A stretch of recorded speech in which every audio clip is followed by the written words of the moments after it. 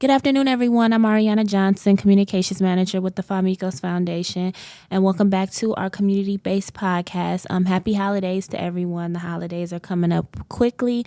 We are going to start this episode with a few announcements about some events for the holiday season. On Friday, December 8th, Councilwoman Stephanie House Jones, in conjunction with the Famicos Foundation, Oriana House, and Care Source, will be hosting Ward 7's annual holiday party. Everyone in the community is welcome to celebrate with the Ward 7 family. There'll be food and music, gift cards, pictures with Santa, and more. The holiday party will be Friday, December 8th, from 6 p.m. to 8 p.m. at Wade Park Elementary School, 7600 Wade Park Avenue.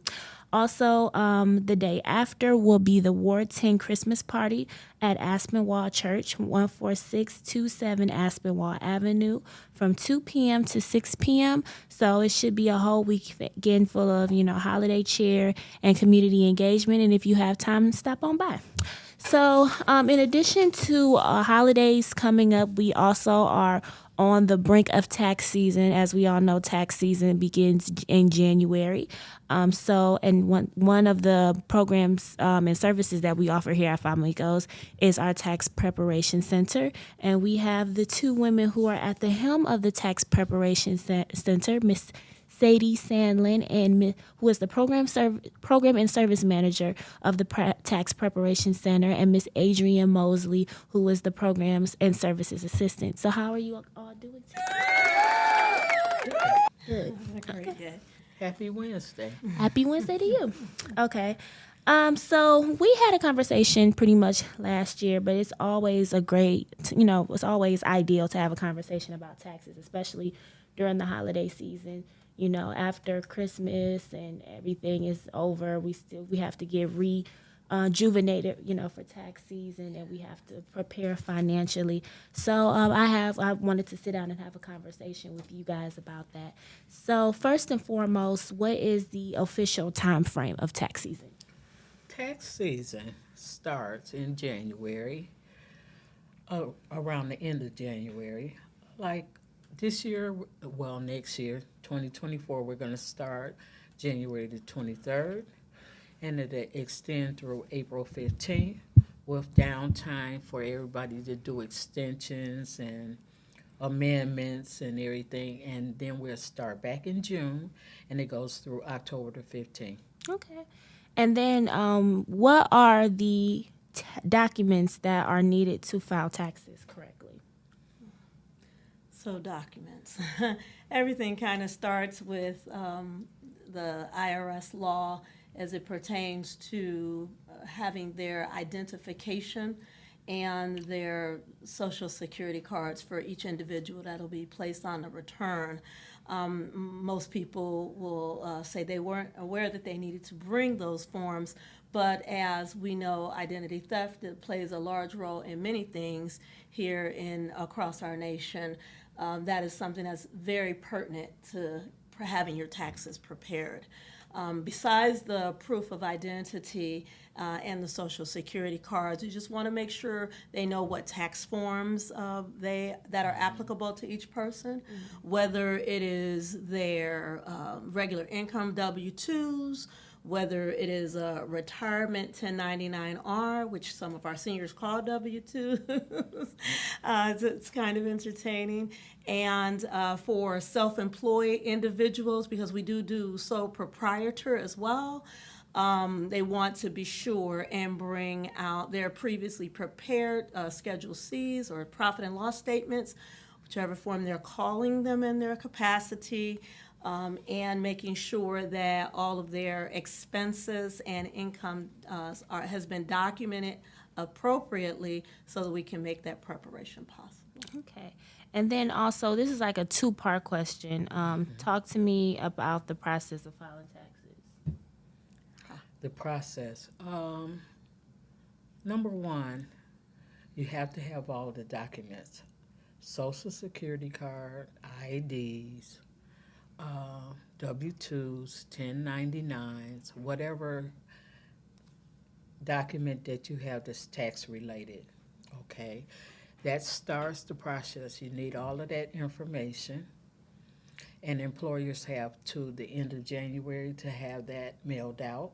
So you might not receive it until February, but you need all your documents. You cannot use a check stub in that case because it's not valid.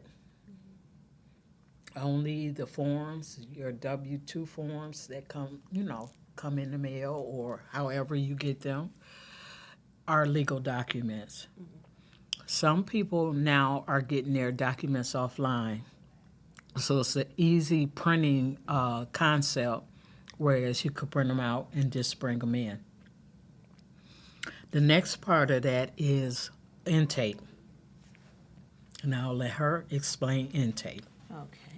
And that whole role actually speaks more along the lines of our volunteer opportunity, or speaks to the lines of our volunteer opportunities as well. Excuse me. So the process for us here at Famicos Foundation when it comes to preparing taxes is once you arrive at the site, you will come down to the location, which is our tax preparation center. I'm loving that we're calling it that this year. And you will be met with a greeter at the sign-in table. That's where they will ensure that you are on our appointment list because we are an appointment-only site. And after a person has been signed in, that greeter will officially give them those documents to get them started. After they have gotten their documentation, they'll also then be approached again by an intake specialist. And this person is in charge of doing intake and interviewing them on the form 13614C, which is basically that intake and interview sheet that is provided by IRS to go over that data with them. After they've done that, then they secure the docs and place the taxpayer into a private consultation space, and the documents are brought inside of the actual tax lab to then be prepared. We'll start there. And then also, Famicos is a conditional drop-off site, which, to my understanding, that status began during the pandemic, correct? No. Okay. No. Well, Good let me just like clarify, because I know like last year, Yes. people had the term conditional drop off, misconstrued, or it was a miscommunication as it pertains to what it meant what the term drop off site meant, as if somebody can just drop off their taxes and then it'll be picked up and you can pick it up in an hour, like Yes. somebody dropping off some clothes at the dry cleaners, and You that's are not correct, necessarily the Ariana. case. There was a misconception. Well, Adrienne, that did you was a wanna speak to that? misconception because of 211. Because if they call in here for an appointment, they'll automatically know, because we will tell them it's not a drop-off appointment. And it'll be explained to how long they might be here, how many years they might have, and everything. But on the 211 system, they made it so that it would reach all of their sites, okay? And most of the sites, besides us, are drop-off locations. Okay. They bring their documents in, they give them to a person, and they'll call them once their documents are done. We do not do that here. Okay. So there is an actual IRS process for the drop-off. Okay. And that's what brought out the term last year that you were referencing, the conditional drop-off per se.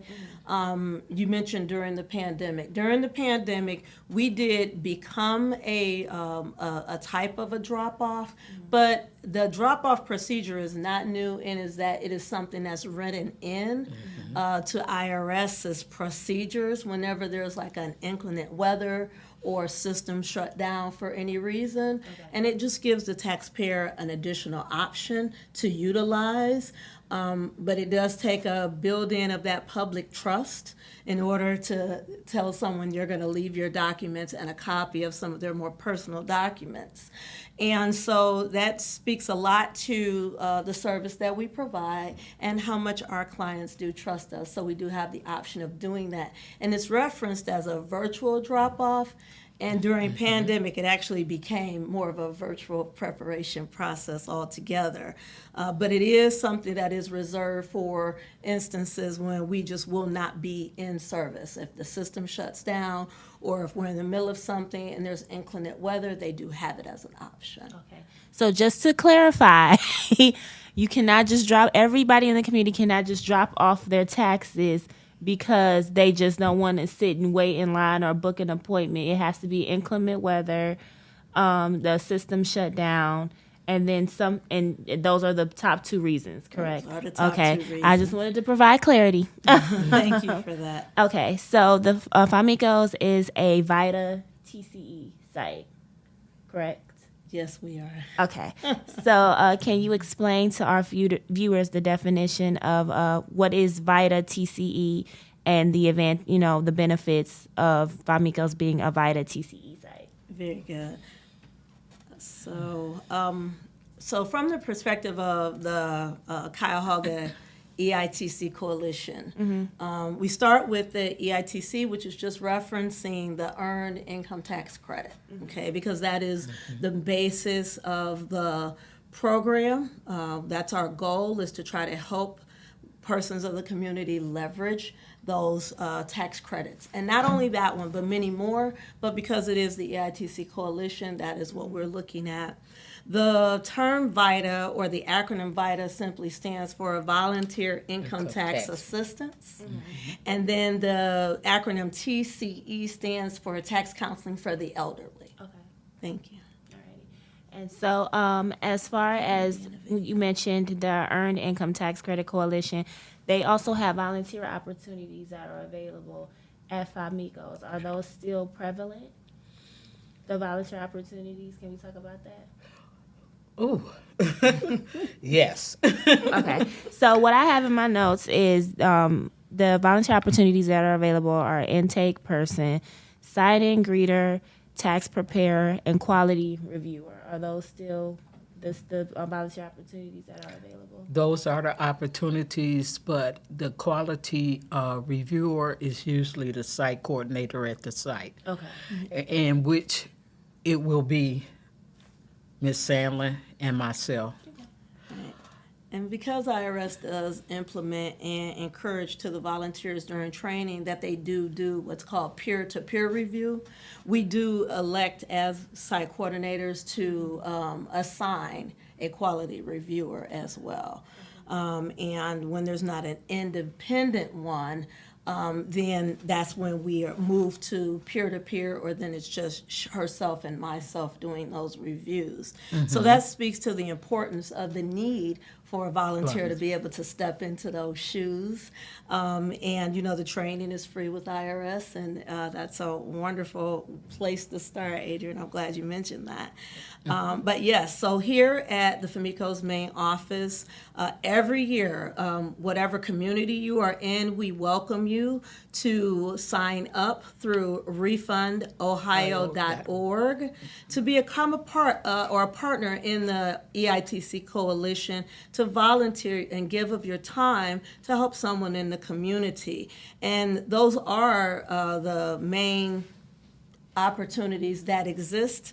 There's, she mentioned, there's sign-in greeter, intake interviewer, and quality reviewer, and tax preparation with incentive. I'll stop there. And then I know you mentioned during the process what an intake person does, but can we talk about what a sign-in greeter and a tax preparer does for someone who'd be interested in volunteering?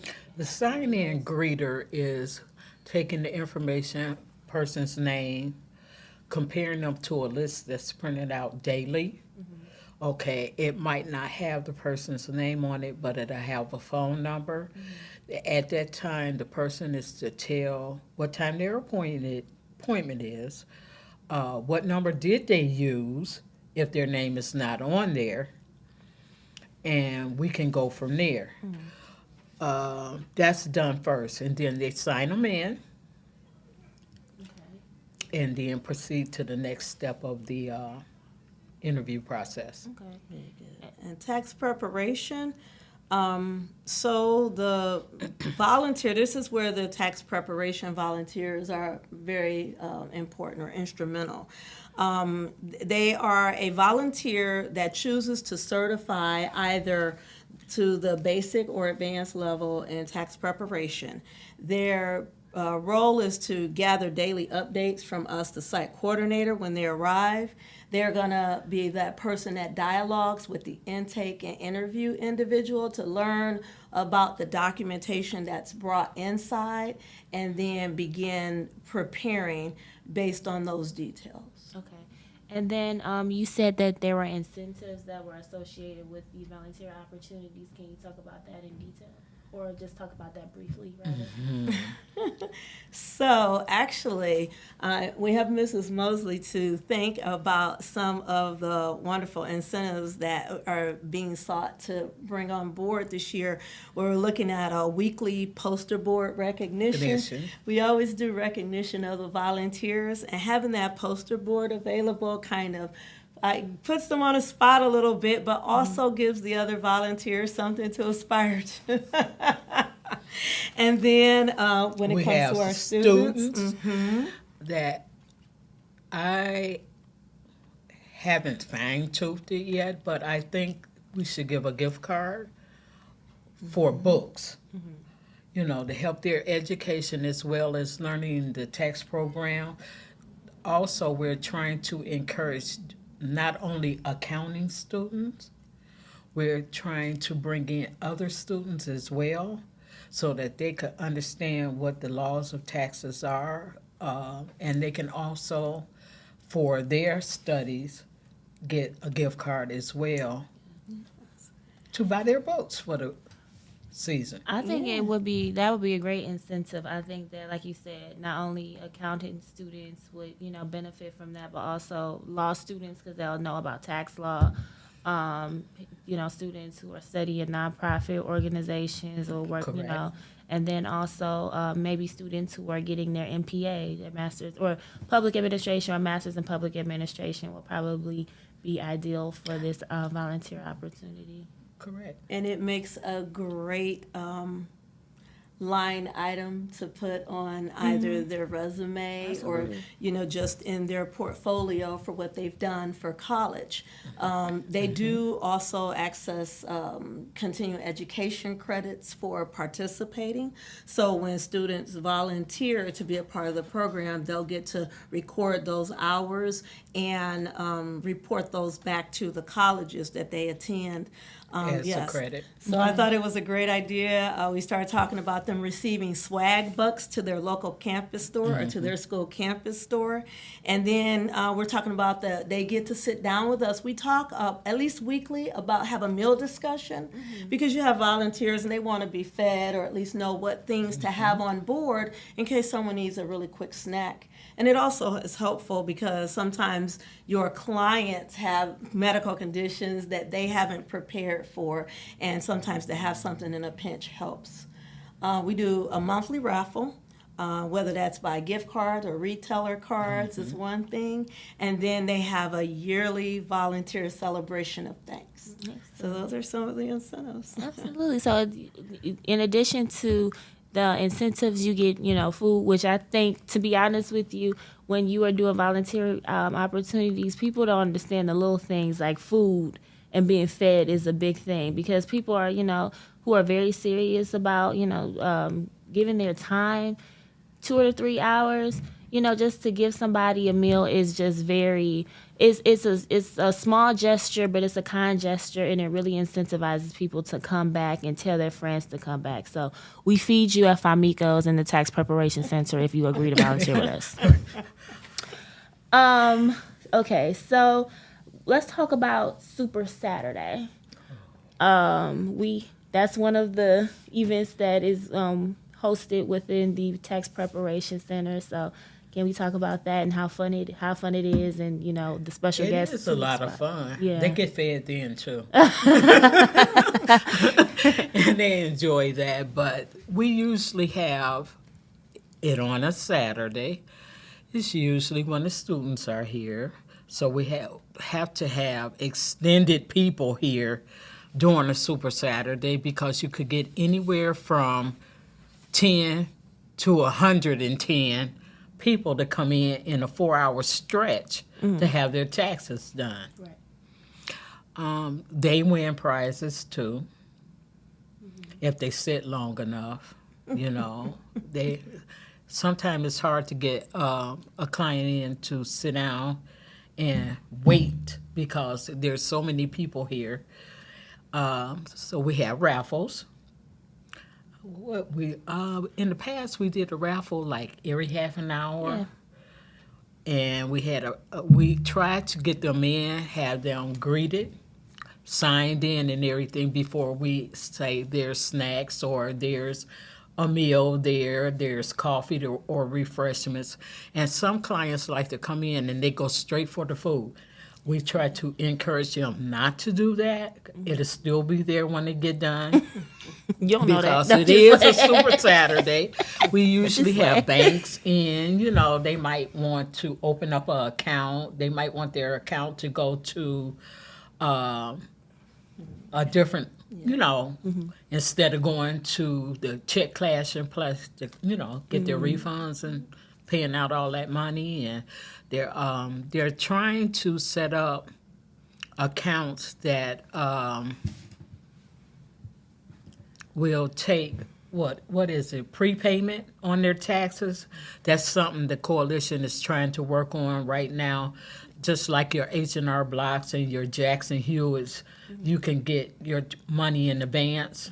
Yes, the advance refund. It was a conversation, or at least it was a question on the survey last year to see if they would generate interest. And if there was enough interest generated, then it was one that could be considered. So yes, And that's refund always a advances. free service too. And through. surprisingly enough, not many people, they were fine right where they were, at least here at our site. That was awesome. Yes, indeed. And also, you all had community partners here, like Legal Aid, Fifth Third Bank. It was a medical insurance company that was here as well. Yep. So it's pretty much like a community service, you know, community service fair. And the All the mayor way stopped by around. the last time. It is, yep, a community service fair with a banquet on the side and lots of prizes. Yep. And it was really, really nice. It was a really nice day. So let's go back to taxes, as far as like the whole process of taxes. So just for clarity, because it's like a lot of misconception about taxes and how to file taxes and things, and everybody aunt and everybody uncle could file taxes, but sometimes they don't do them correctly. So when does someone receive their tax return? What is like the time frame? On returns from the IRS, 21 days. Okay. And then also, just how can someone prepare, or what, you know what, let me go back for a little bit. What is the biggest misperception about filing taxes? I would say not bringing the correct documentation, because people like to leave off things. Like, I forgot a W-2. Can I still have my taxes done? The record is you're supposed to have all that information before you make your appointment to have your taxes done. You can't substitute one for the other. Now, it's granted, everybody forgets something. Or you might not get the mail correctly. Like, I didn't get my 1099-R until June, but my taxes were filed in March. That's neither our fault or the taxpayers' fault. It's more or less the United States Postal Service's fault.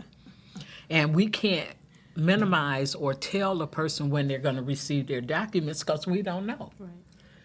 But they'll come in and ask for it. But they have a new program out there now called ID Me. In that program, the IRS has a record of everything that you do. or everything that you made except for self-employment. Right on.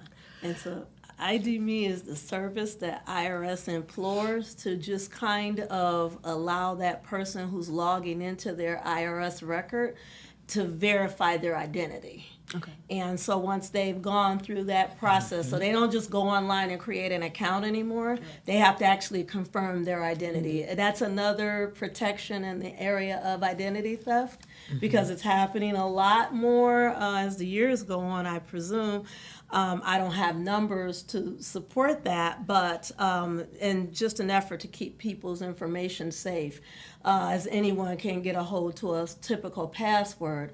ID.me is, like I said, it's a service that through IRS, and they do a special encryption so that they can work with that taxpayer and help to identify them as the person they say they are. Once that identification has been made positively, then they're then routed back to their IRS account, and they can now log in securely and access any of their Information. transcript data. Absolutely. Excellent. Yeah. And then how can someone prepare for tax season now? Like while we're in the midst of Christmas shopping and just buying things frivolously, what can someone do that's minimal but significant in an Keep effort? up with their documents. Okay.